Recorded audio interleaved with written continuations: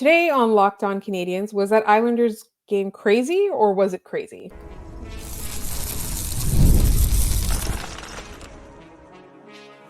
You're Locked On Canadiens, your daily podcast on the Montreal Canadiens, part of the Locked On Podcast Network, your team every day. Hi there, everyone, and welcome to episode 1165. We want to thank you all for making us your first listen of the day. As you know, we're free and available wherever you get your podcasts, as well as on YouTube as part of the Locked On Podcast Network, where you get your team every day. And today's episode is brought to you by FanDuel. Place your first $5 bet and you'll get started with $200 in bonus bets guaranteed.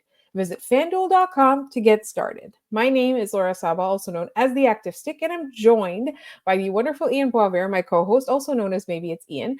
And Ian, we are going to spend a considerable amount of time this segment asking you about your observations because you were actually at the game in person. How was your weekend? It was good. You can probably hear it in my voice. I spent a lot of Saturday night yelling. It was quite an adventure of a hockey game. From the beginning, I thought Montreal played well. I thought they started well and got some bad bounces that ended up in the back of their net. And then for entire periods of the second and third, they just decided to take a nap. Yeah. Which there was that one shift where the Islanders were just all over Montreal in the second period. That was right in front of me. I was that's the end of the ice I was on. And I was looking at a friend of mine came with me and I was like, I've never seen this before.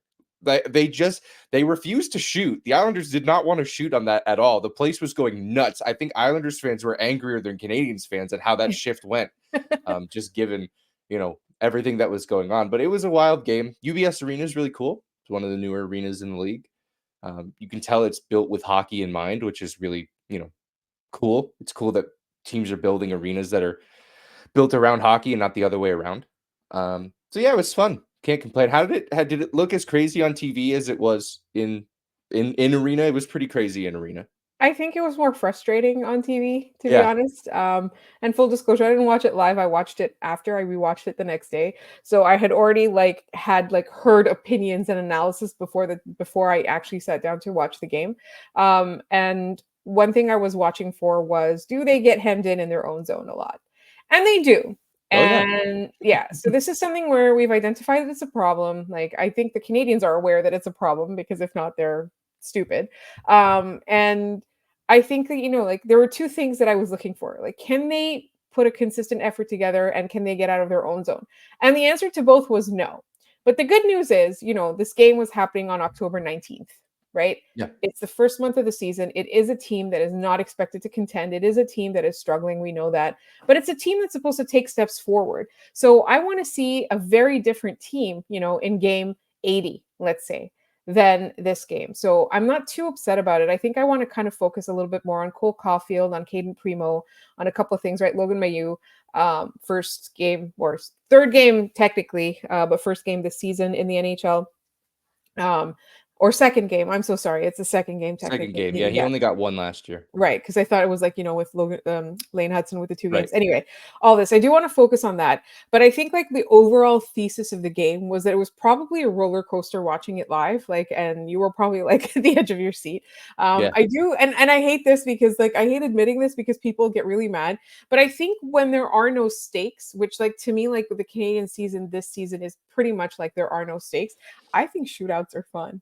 Shootouts are fun, especially when you're there. Yeah, it's a wild environment, especially when they go 9 rounds. Yeah, and the Canadians are scoring to keep the game alive. Exactly. That's what was really cool, especially because to keep the game alive, Marty tapped Oliver Kapanen and Emil Heineman, and they both scored. Right. I think they both read what I saw, which was that Semyon Varlamov was coming out so aggressively on all of those shootout attempts, and they made slight moves and then beat him to the outside parts of the net. We love a player that is paying attention and has a game plan. Yeah. And speaking of paying attention, I think Cole Caufield needs a new breakaway / shootout move because he had a breakaway in this game. And what did he try to do? He tried to go 5-hole. And then in the shootout, he came in on the shootout. What did he try to do? Go 5-hole. it's too predictable, right? I Yeah. think he needs to find another move. Yes. Suzuki didn't do his, come across and float the puck over the guy move that I was really hoping to see. I do want to talk about Caden Primo just a bit because Scott, the lovely Scott Matlet, texted me before the game and said, condolences / congrats on Primo's hilarious loss / incredible win. Kind of what we've thought about Caden Primo all year, which is that the range of potential outcomes with him in net is wide. And somehow we saw all of it in one game, which is the first period. I was seeing people say he's a non-option, and I get it. Like he needed to make saves in the first period. He saved all of them for the rest of the game. You're There right. were sections of the second and third period where he was unbelievably good. So it's, young goaltender. He's still figuring it out, but you can tell the talent is there. The kid Yes. can play. It's just a matter of, can he be consistent on a night in, night out basis, which is probably a lot tougher as a backup goalie. He's playing on the road more often than not. I think he's only played on the road this season. Yes. He's probably not getting his team's best efforts in front of him because it's usually, second half of back-to-backs, that sort of thing.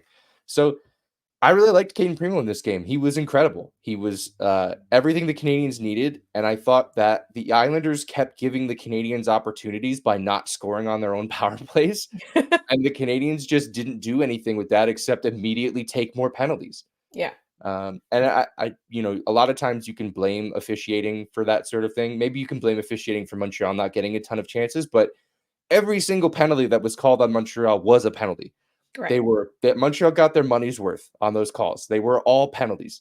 So, and every time I went, what do you want? Like you tripped the guy, Doc stick the guy in the face as he was coming in on a breakaway. He was lucky it wasn't a penalty shot. Yeah. So, I thought that this, and we'll get into it a little bit more in the weekly recap because I think it's indicative of the Canadiens, more macro sense of their week. But it was just a bunch of missed opportunities for them in this one. But Yeah. Cole Caufield was spectacular. He didn't get a ton of opportunities, and he buried both of them. I think so, yeah. And I think like that's something that I did kind of want to focus on. Like I think, all of our worry about Cole Caulfield was misplaced. And I have to tell you, like I'm not being smug or anything. I wasn't worried. I was No. obviously annoyed at Leafs fans because they love to keep an eye on Cole Caulfield and like point out all of his failures or anything like that.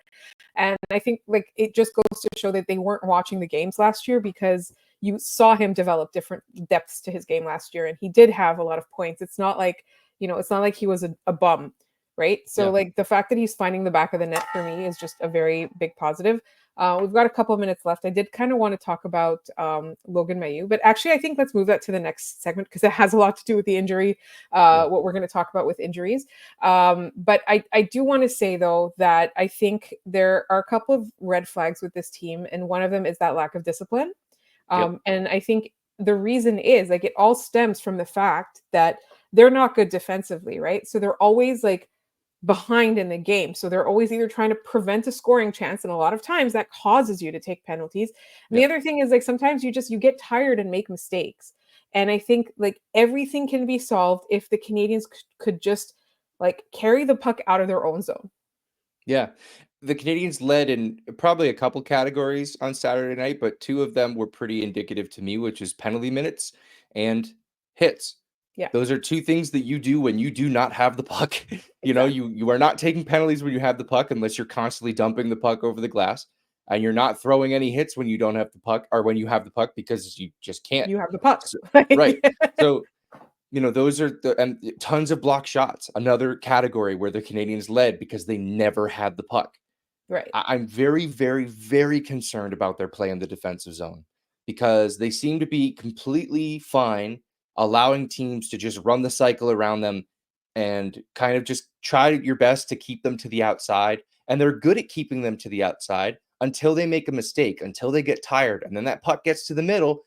And now you have an opportunity against where you need your goalie to come up big. You need someone to make a diving block or you're getting scored on. So Right. they need to figure out their defensive zone coverage and maybe be a little bit more aggressive in trying to get the puck back as opposed to just allowing teams to cycle.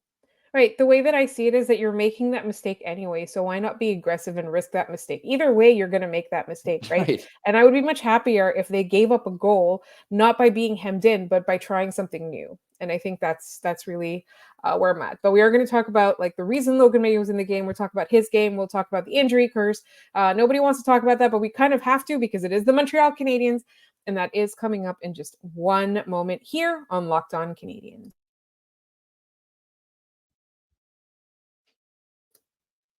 This episode is brought to you by Indeed.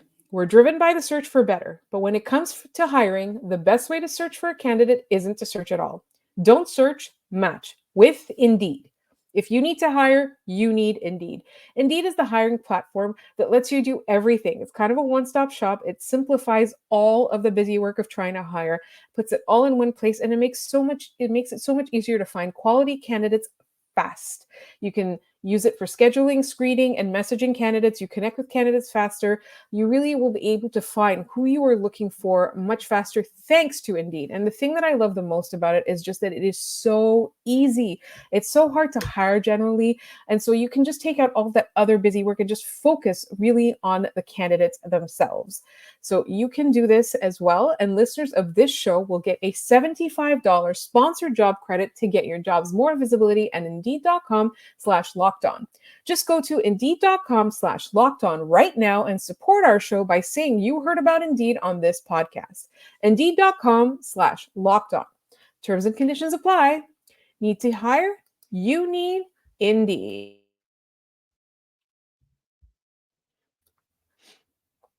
All right, let's talk about injuries because after that game, I was going to say the Penguins game, it was the Los Angeles Kings game. On Thursday night, when we were recording, we thought that there was a pretty good chance that Mike Matheson was going to be out for a long time. That did not happen. Mike Matheson played. He had left the game with an injury. And then Caden Gooley, as of the time that we're recording this, is still day to day. He did not go to Long Island, but obviously the Canadiens are back. So we'll see on the Tuesday episode. We'll have all the news from Monday, and we'll be able to discuss. But I'm starting to get nervous about the injuries again, Ian. I don't know if it's the same for you. I don't know if it's just like it's Halloween's coming. I have no idea. But I'm starting to get really freaked out about the injuries on this team again. Well, there's so many that are of concern. You like Uri Slafkovsky left practice and did not return. He ended up traveling with the team, and they asked Marty, "Is he going to play?" And he said, "I don't know." So it seems like this team is once again racking up injuries. Caden Gooley's, we don't know the severity of it. He got taken into the boards by Adrian Kempe. He's out with it. I think they said it was an upper body injury. We're looking at potentially him coming back to play on Tuesday against the Rangers because, he didn't travel with the team. Okay, they were going for one game. They knew he wasn't going to play in that game. I don't put any stock in that other than he didn't play in that one game. So I'm not certain that we need to be all that concerned there. I was watching Slafkovsky really closely in warmups because it was unclear whether or not he was going to play. It didn't seem like he was putting a lot of mustard on the shots that he was taking. He was, and maybe that was just him in warmup, just trying to get that shoulder loose again. It didn't really look like it impeded him at all during the game. So I'm sure this is something that the Canadiens are, we will probably see Uri Slafkovsky maintenance day or therapy day in tweets this week a few times, I would imagine. And that's the hope. And it's really interesting because one of our listeners a few games ago pointed out in the comments, what's going on with Slafkovsky? Is something wrong? So it does kind of track because the listener pointed out that he looks a bit slower. So when I tried to look at the Penguins game and the Los Angeles game, when I was looking at that, it did feel a little bit just like he was playing through something. And if it's a shoulder, it does make sense because his skating would not have been affected. So it's a little bit more of a subtle kind of, subtle evidence that he's playing through something. But like you said, I'm going to be concerned if he actually misses any meaningful time. But if he's taking some therapy days or whatever, if he's getting extra time with the trainers, all of that, I'm not too fussed. Yeah. And with 3 days off this week, the Canadiens play Tuesday against the New York Rangers at home, and then they have 3 full days off before they play again. And then, that's a back-to-back because the NHL schedule makes no sense. That's probably a little bit, probably helps them quite a bit with these injuries. It lets Mike Matheson. I can't imagine Mike Matheson is 100% healthy. He went No. from not finishing a game to, yeah, I'm fine. I'm playing in this game. Yeah. There's no chance he's 100% healthy. Most of these guys are not 100% healthy. They're all dealing with something. It's a contact sport. It's a blood sport. We know that. And the Canadiens just have no injury luck, and they will continue to have no injury luck until one year where where nothing happens to them, and they better take advantage of that going on a playoff run because they might not get another year like that. That's seemingly what it is, right? Is these teams that go on runs, you can look at them and say, well, they were really healthy the entire time. Montreal, thankfully, a lot of these seasons have come when there are no expectations. Because I can only imagine how upset we would be, like, if we had the last few years of injury luck in one of But the like years 2 where the years. Canadiens Yeah. were supposed to be competing. Yeah. That would be just devastating. I think so. Yeah. So, I mean, look, people like to wonder if these issues are systemic because of something the Canadiens are doing. I think they addressed a lot of that with the changes to their medical department. It was a lot of guys getting re-injured and guys coming back from injuries and dealing with something else. I think they're very sensitive to that now. So I don't know that there's anything the Canadiens are doing that we can say, that's what's causing all these injuries. I think that that's just something that we're all speculating on because we're trying to create a reason, a rational thought for why this keeps happening, and there just isn't one. Right. It's all random chance. It's all, Caden Gooley got taken into the boards because he dumped the puck in and he was off balance and he got knocked into the wall. These are things that happen. It's hockey. Yeah. And Caden Gooley deals with a lot of injuries. It's just part It's of his game. Yeah, he's a physical player, right? Like he plays the body a lot. And so we are going to see that. Like we also see Arbor Jacki getting injured like more often than not, right? He's had surgically repaired shoulders on both of his shoulders. Yeah, there you go. Like when you play that way, like, and that's the thing. It's like we have to also understand that when we are asking this team to play that way, like this is the risk that they are running. But what I would hope is that, like you said, like there were a lot of questions about this a couple of years ago, and the Canadiens addressed that. And I think it's partly that, like, maybe at the time they were allowing the players to run the show, right? Like a guy like Brendan Gallagher, try telling him not to play, right? Yeah. He would play with a collapsed lung. So, that's the kind of thing where, like, so maybe now it's just not necessarily like specifically the personnel, but more like a team attitude, a team, like a team mentality or philosophy on that sort of thing. And I would hope that, like, the Canadiens injuries become more like average, right? Like every hockey team deals with stuff like this. It's just that we are very, very sensitive to it because of the experience we've had in the last couple of years. But like you said, if the last 3 years happens 2 years from now, we would be very, very, very concerned. But Yeah. before we go to the break, I do want to talk a little bit about Logan Mailloux. It is second NHL game. Obviously, he had 4 points in 2 games in the AHL before he got called up. I thought he had a really good game, but I think I'm contextualizing it with what I was expecting from the Logan Mailloux that like showed up at the AHL like at the beginning of last season, right? So he made a lot better decisions with the puck now than Yeah. I'm used to seeing. And I thought he had a very decent game, but he still, you can tell that it's growing pains time for him as well. Yeah, he's still green, which we expect him to be, right? I'm not like you said, I thought, the goal was great. He was in a great chance. He was in a great spot on the ice. He has a great wrist shot, especially, put one in off the iron. The Canadiens needed that. That was a big moment in that game because it sort of felt like, okay, if Montreal can capitalize on this, they can keep going. They didn't, because that's just how this team is. But I think with all these injuries, it's okay, who's going to step up? And Logan Mailloux played 19 minutes in that game. They didn't even play Arbor Jacki, which I was kind of surprised about. And I want to point out, we said that he needs to step up last time in the face of all of these injuries. Mark Dumont pointed this out on Twitter. His underlying numbers are actually fantastic. His possession numbers, his expected goal numbers.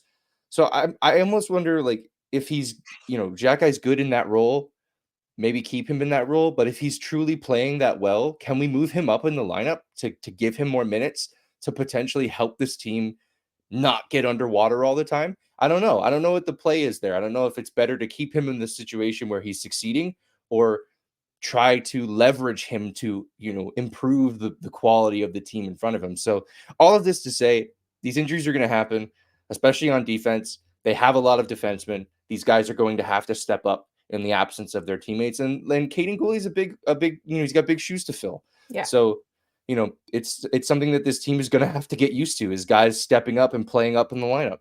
Exactly. And I think it's really interesting that we're having a completely different conversation about Arbor Jack. I just, 2.5 weeks after the last time we brought him up. I said it at the game because, my wife was like, "Oh, Jack guy's not playing." And I was like, "Yeah," which is weird because he's been a good boy, right? He hasn't gotten in any trouble. We gave him a lot of noise for that, deservedly so. And he's very much cleaned all that up. So I would expect to see him back in the lineup pretty quick.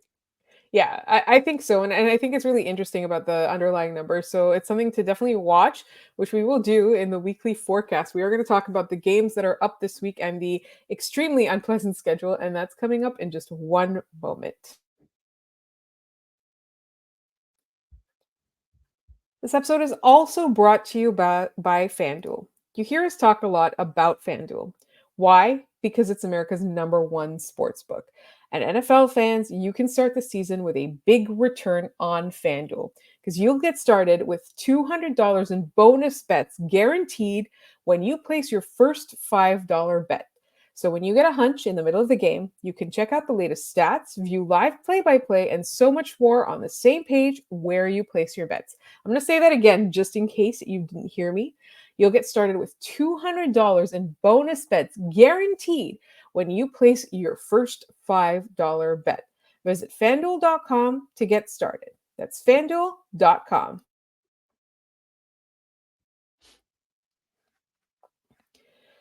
All right, weekly forecast. So I want to bring something up because I want to kind of monitor this over the course of the season, right? There are 3 things that I'm looking for improvement in this season, right? Mm-hmm. 1 is discipline. Yep. So it's something that I definitely want to keep an eye on. 2, it's defensive play as a whole. And by that, what I mean is not just the underlying numbers, but also, like who's playing, how they're playing, the penalty kill, all of that.